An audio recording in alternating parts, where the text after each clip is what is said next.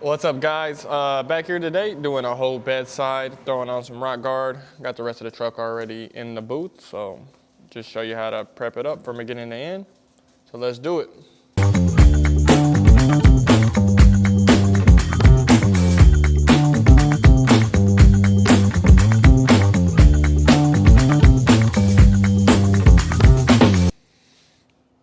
Alright, got some 500 grit on my 6-inch orbital DA. You can paint directly over E-coat without scuffing it, but it's best to run some 400 to 500 grit over it just to make sure your sealer and base lays completely smooth and to get rid of any rub marks from the box if there's any. And then also you want to make sure we scuff and sand the area where our rock guard goes really good, because rock guard cannot stick to an unsanded part. So rock guard needs to be sanded before you apply it, or the area needs to be sanded before you apply the rock guard. And we're gonna sand this just for texture purposes and to make our paint job look that much better. All right, like I said, it doesn't have to be like perfectly scuffed. You can still have a little bit of shiny on it. You just don't want any shiny where you're gonna be applying the rock guard. So we grabbed our red Scotch-Brite. We went ahead and scuffed up the areas where the rock guard is gonna go. So now we can jump to the other side and measure it out, and I'll show you how to do that now. I almost forgot, a little bit of wax and grease remover. This is the only time we'll be able to hit the panel with wax and grease remover, since the 1K rock guard will melt off if you use wax and grease remover with it. So we'll soak the panel, make sure it's completely wiped down. And once we have it completely wiped off, like I said, we'll measure the rock guard on the other side and then we'll apply it to this side. Fortunately, this is white, so the rock guard is really hard to see, but you'll just grab you some tape. I like using 3/4 inch tape. Rip you a couple of pieces, and what you want to do is, I like having a point to the tape, but you want to put that point where the rock guard starts. Take it to the end of the panel, and then rip it completely flush. So now you can take this piece and put it on the opposite side and start from the completely flush bottom of the panel, and wherever the tip of the tape stops, that's how you know you can create your rock guard. So we'll just put a couple more pieces.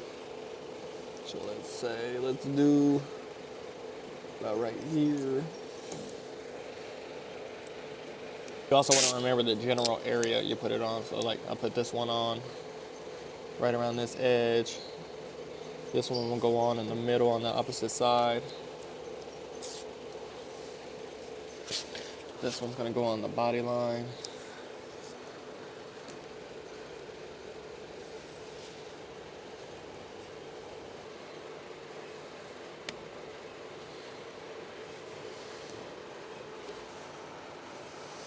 And then we just take it to the point at the top of each tape. So this goes like right here.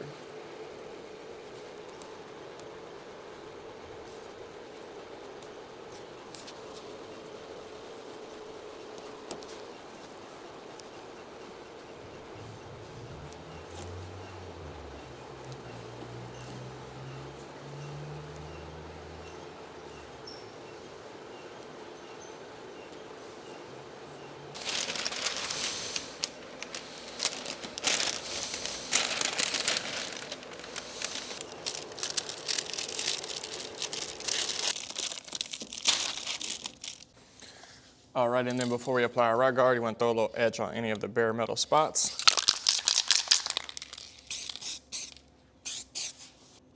For rock guard, I'll be using the 3M rock guard. This has a little gun that you can just hook to your air hose, and this comes out a lot more thicker and consistent than the aerosol, so I like using this for the trucks.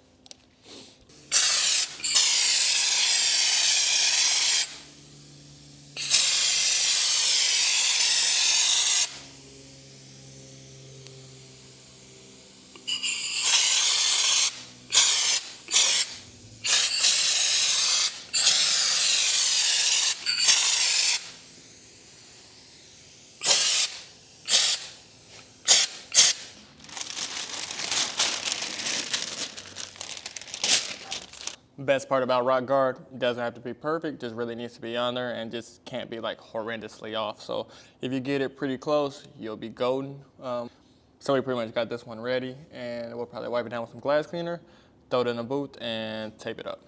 I always like using a microfiber rag and some glass cleaner, and this just helps my tape stick a little bit better. sauce. If you ever wonder why they call me sauce, is because my name is Alfred and they always called me Alfredo sauce growing up. So a lot of people call me sauce because I don't like Alfred and I really don't like Alfredo, the name. Not the food, I like the food Alfredo. If you don't like Alfredo, the food, I might be worried you're a killer. You might have a little bit of killerism in you. All right, so I'm gonna finish prepping this, get it up in the booth, and I'm gonna come back to you when it's taped up and ready to go. All right, as you see, I got everything all taped up. We're in the booth. I like to use waterborne cleaner as my final wipe, and I also like to use microfiber rags.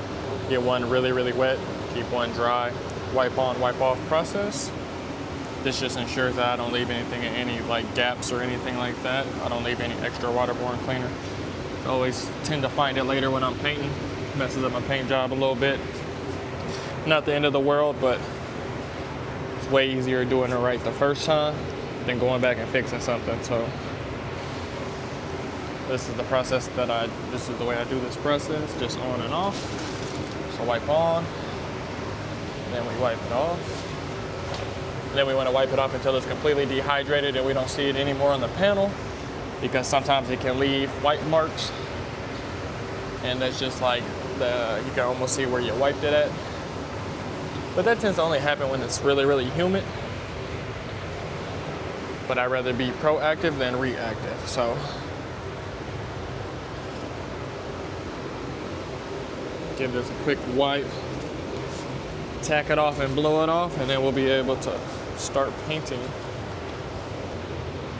After wiping it down with waterborne, and I like to use this tack cloth.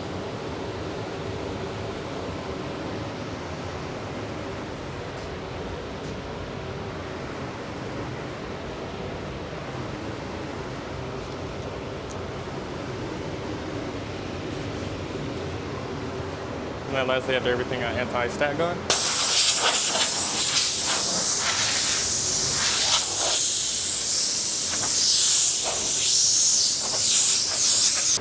Before sealer, we need to throw some etch primer on these bare metal spots because the paint will not stick to that, and also for some corrosion protection.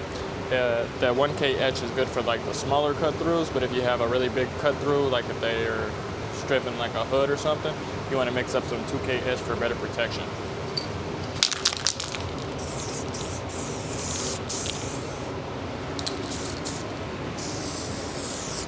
I like to just give it a quick translucent coat. The sealer, I got my Cytojet 5500. This is a 130. I like to shoot my sealer at like 25 to 24 PSI because this is Speed Hector, I believe it's 5650 waterborne sealer.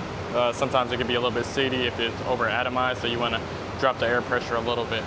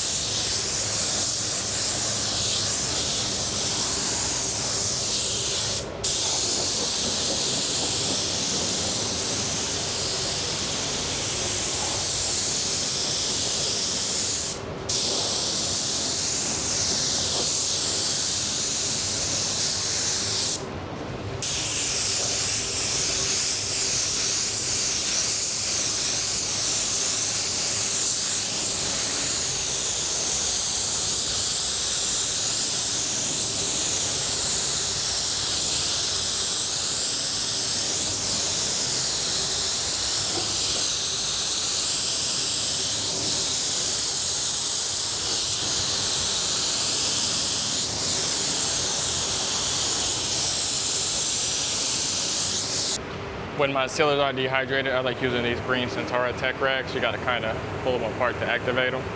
And once I activate it, I give this sealer a quick wipe just to make sure there's no dirt that came out of any of these holes or anything like that. This helps my project stay silky smooth and squeaky clean. After wiping it down with my tech rag, I like to hit it with the anti-stat gun.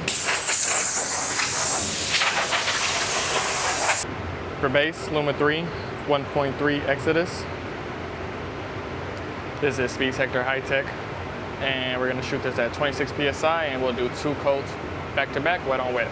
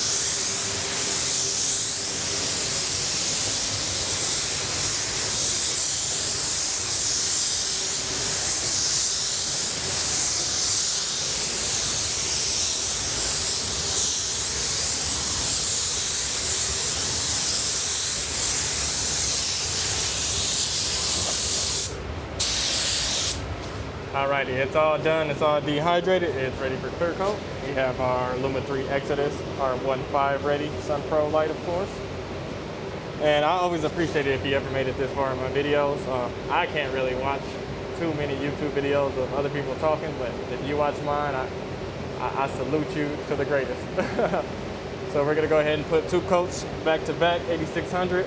Has no flash. I normally like waiting like 30 to 60 seconds for the flash. Normally if you go right back to back, it kind of runs, or I get too heavy. So you're gonna see how it goes, and again, I appreciate you for watching, and join me for next time. Peace.